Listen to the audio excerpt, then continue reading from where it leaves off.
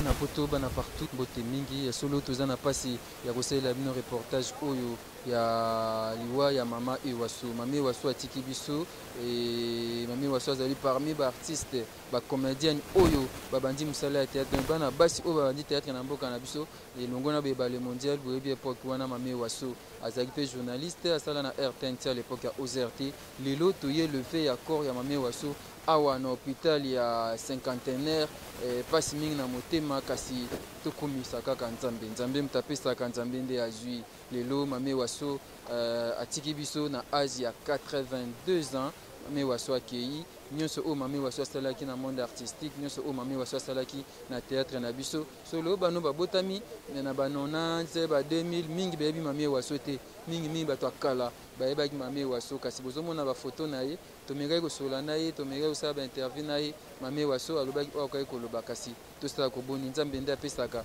nzambe nde azwi na kosola na ndeko moko aza moko ya bana Kasavubu bébé Mboto bébé Mboto artiste et puis moi na café yo vraiment ebe mama Ewaso en tout cas ko kamusanga na banda na groupe ni sina banda na groupe maboke pas le pena sala pe oya ngai mama Ewaso en tout cas na sepeli mingi na ndenge lo bakanisi mama oya biso bakanisi na liwa bakanisi nde ba ne to bakunje na honneur bakundi ete mais kasi na mingi otango toyozwa na mort tosala lobi tokie na marti après toke tokokuni na cimetière en tout cas na sepene baartiste nyonso baye po moto azalaki succès ya théâtre eza mama Ewaso mama Ewaso asali théâtre na radio asali na basale asali partout ata mosusu place ebele c'est pour ça mo tokosenga na baartiste biso babosana ye te bana poto babosana eloko biso tokosenga nde oyo bakokoya kosimba groupe maboke ekomaki groupe le renouveau ya mama Ewaso ezonga ndenge ezalaki biso bemboto toza babic rouge baza jena azali mama Ewaso akufi kozonga susu te mboto ezonga te pourquoi bongo biso tozala azala bato batikalanga te bo biso tozali te nesi nazala mwana suka mama Ewaso et puis nakoma luka maintenir en scène en groupe. C'est bon, bébé Mboto, mon groupe artiste comédien, il y a Kasavubu, à travers un groupe Mama Ewaso. Fanny, bonjour, mes condoléances. Au travers Mama Ewaso. La dernière minute, je ne suis pas en train de bénédiction, maman tia à l'hôpital, na kata mbet hôpital, atinda ba benganga. Je jure, na ko benga ko connaît. Théâtre to émission. Émission. Non, le bango bien qui.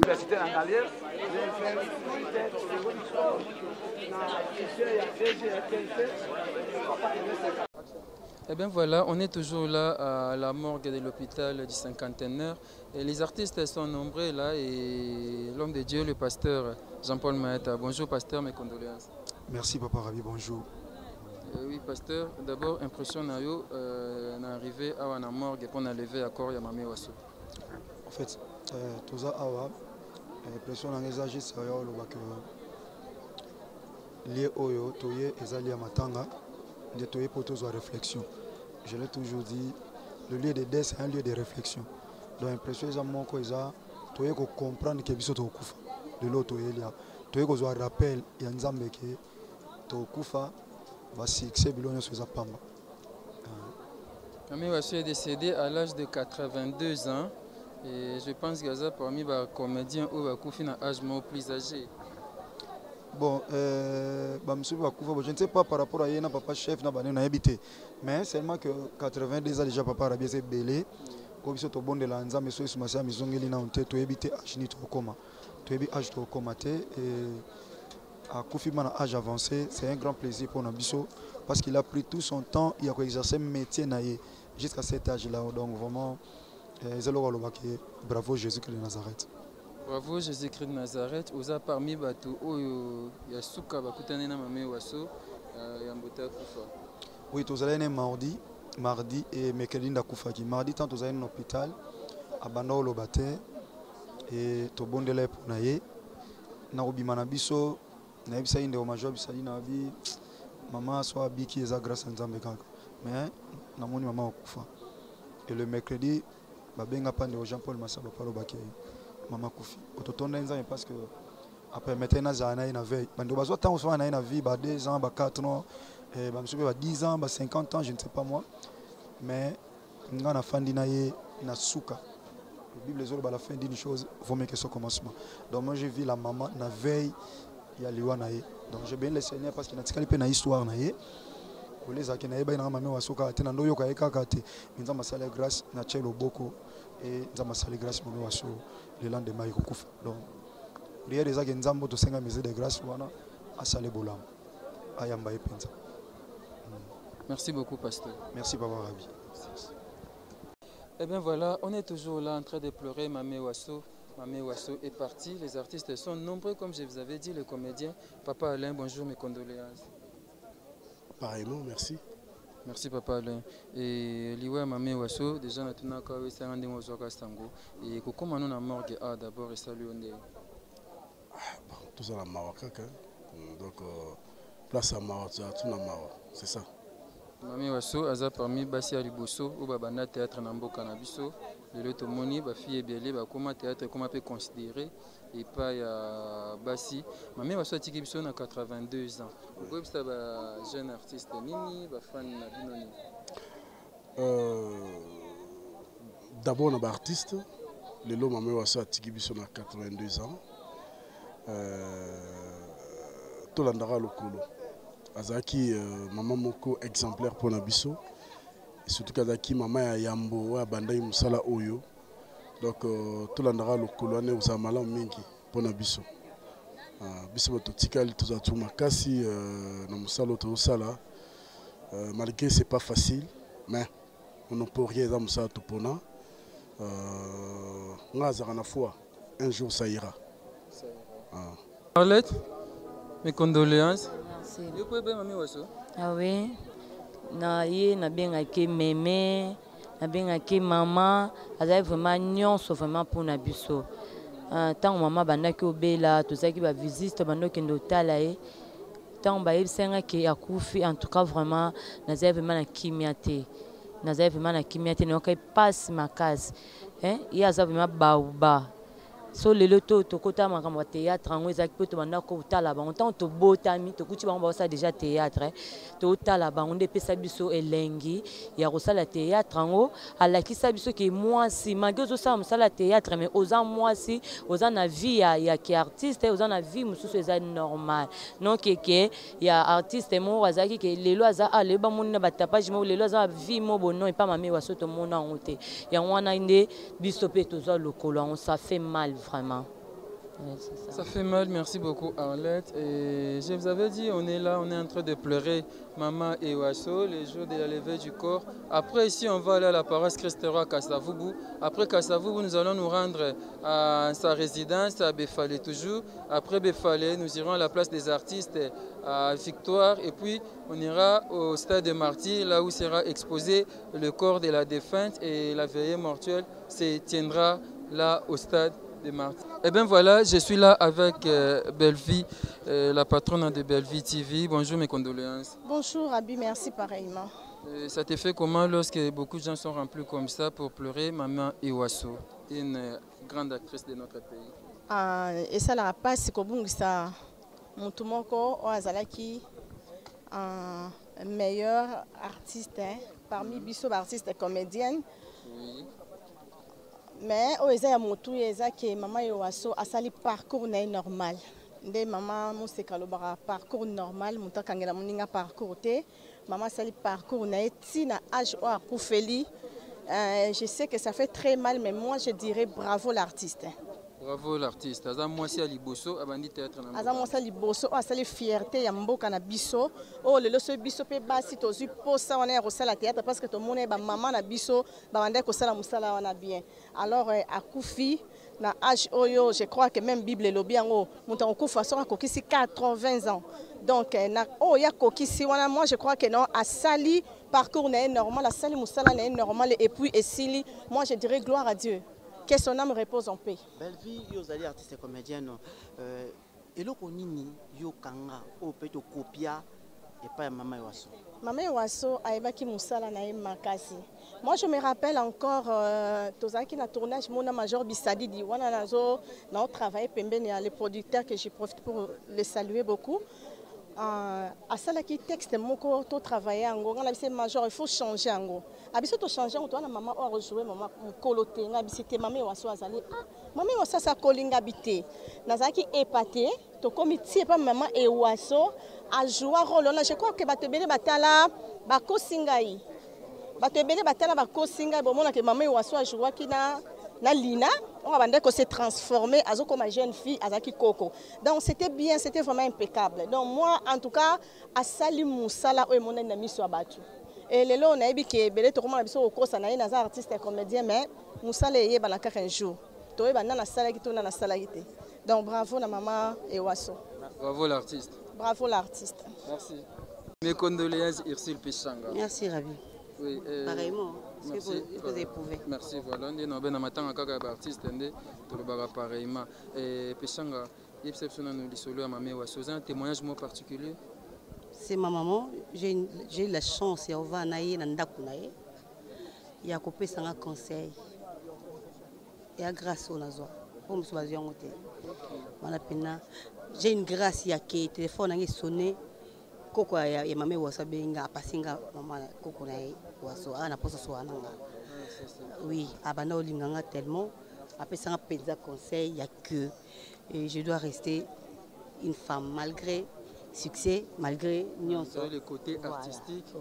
Rester toujours. Ouais. C'était ouais. Et là on a tika na mpenza yango wana. Maman Wasso atiki biso na âge à 82 ans et une fête. Oui, tu as fêté parce que 80 est belé. Tu as regretté parce qu'on a perdu. Oui. Déjà, séparation, ils ont la capacité. Séparation, non. Séparation, ils ont la capacité. On a perdu une grande. Il y a Congo, il faut te lire.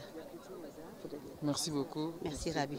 Merci. Voilà, on poursuit notre reportage. On est là avec un qui est assez faux. Ya Rabi, ya Mavinga. Condoléances. Merci. On me fait signe que le ministre Ayekuna, na conseiller au chef de l'État, Kotina Kati. Et qu'est-ce que vous pouvez dire par rapport à lui, Maman Wasso? Bon, eza kaka moli moné pe manakimia.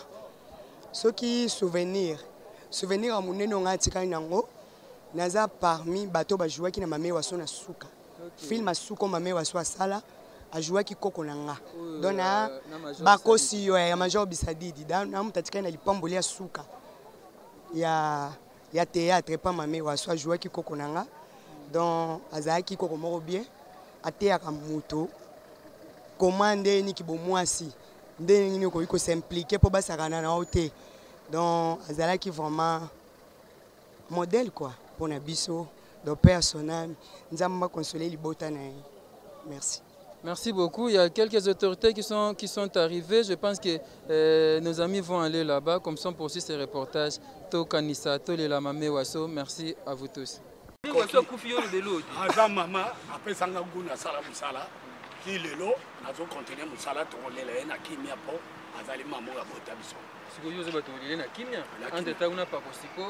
tokanisa chaka Congo na NTPC bazoyoka na ki mais wala nyonso to tona ngai ezali kamongala lendo lo bate biso to tala bawo ba odirige biso eloko eza wala basangisa bato to komelo komo basangisa bato komelo to komelo komo liwe Maman Wasso ekote ya pe bato ekote ya bato na sens que bango ba chef ba linga omoni so dabale bilime zala mazembe zala sanga balende zali avec les béali imane ali mais tant que léopard a beti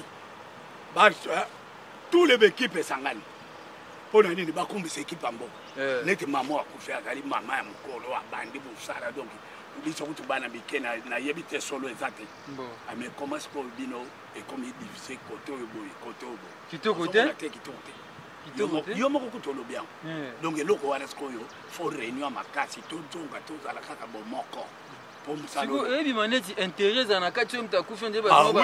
oui, et comme on a dit, moi, profite de la Rawana, que biso souffrir, bango bazalaka na bango bien bango baliaka kitoko bandondo nafingi mutu te na lobi po ekoya kokoma natangi mpe komba motu awa te naboyi na ngai koma yo bilali olobaki boye baya kobeta makambo kasi nasuki na ngawa me ya boye sikoyo ekoma mbala nsima oyo koko bilali akufi bango nyonso napako siko na ANTPC na tokanisa basanga koko baya te non basangana nde masumu natangi komba ve mpona yebi ke président ezalaki ve masumu face ya tous les bagroupe wana asangisango avandi na baprésident bakoma eloko moko mpo biso nyonso tozala na ligne moko akameme omoni ke mbele asali biso kutu akabala miketo totala ave masumu ye wana leki na moto akala ya ju namoni eza esengo monene lokwa baye mais basangisa biso tozala eloko moko lino balanga ya suka yango wana d'intérêt na bango mosusu c'est d'abord la famille nde asalaka programme et puis bino bamosusu bokoya kodiembela pembeni mpona kopesa kama force souffle tout ça yango wana toyebisaki bango ke nous on était disponible mais apparemment tomoni ndenge na bango batravaillaki eza ndenge na bango mais ndenge tolobi famille akufaki ndenge ye akosalela makambo et biso soki tozali c'est parce que toyebi ke tanga ngo ezali ya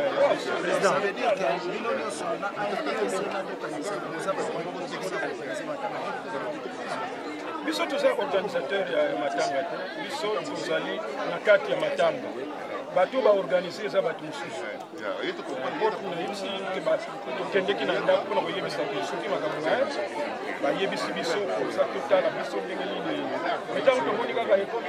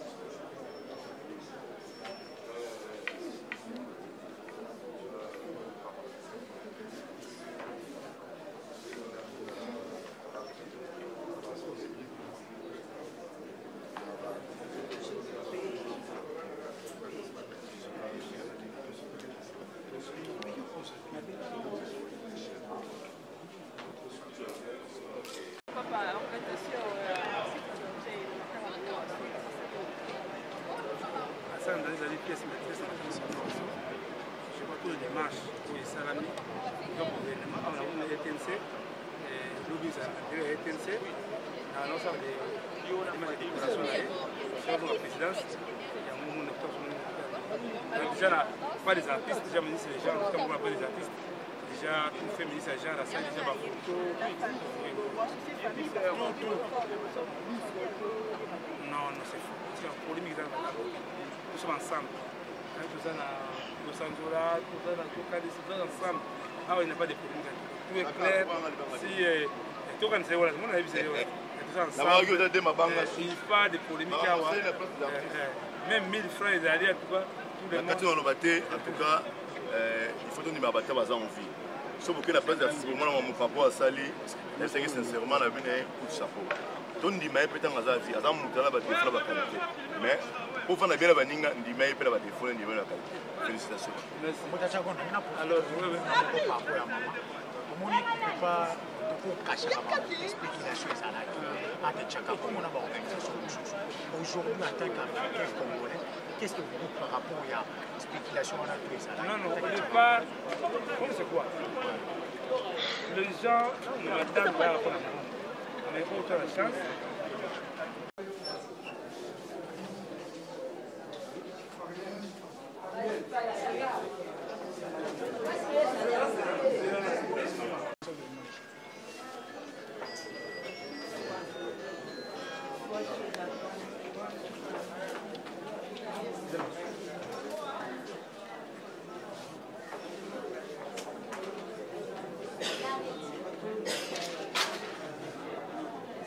toi tu fan d'abord.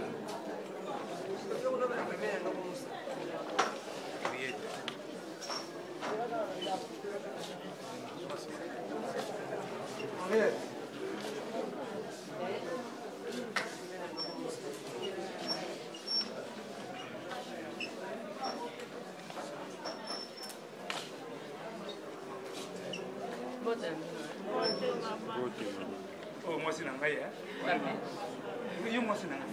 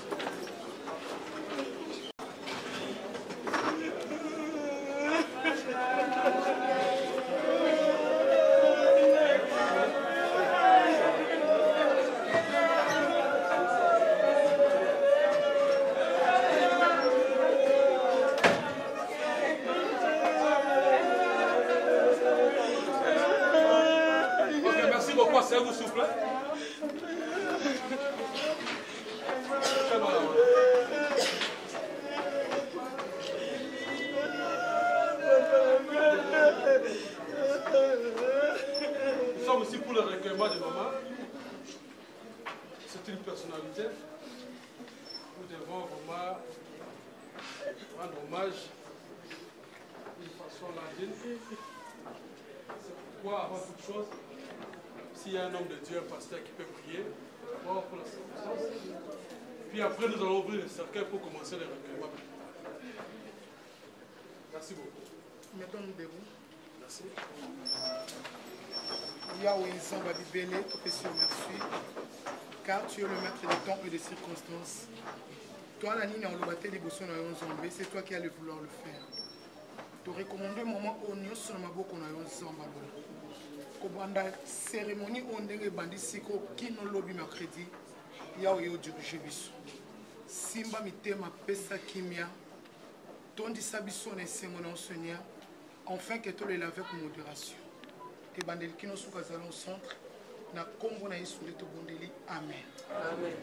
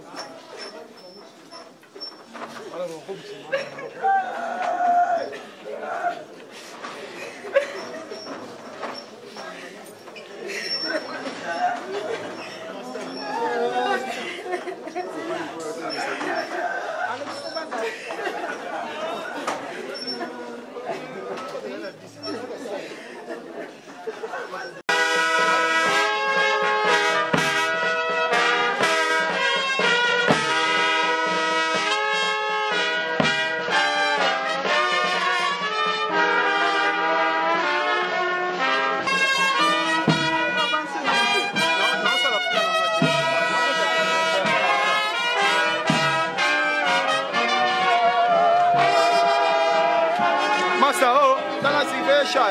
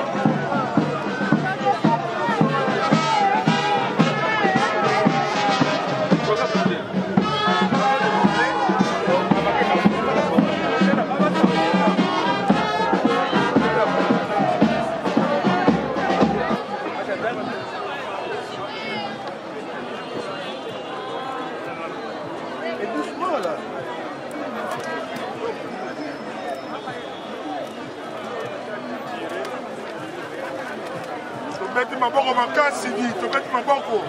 Tobeti maboko. Tobeti maboko ba.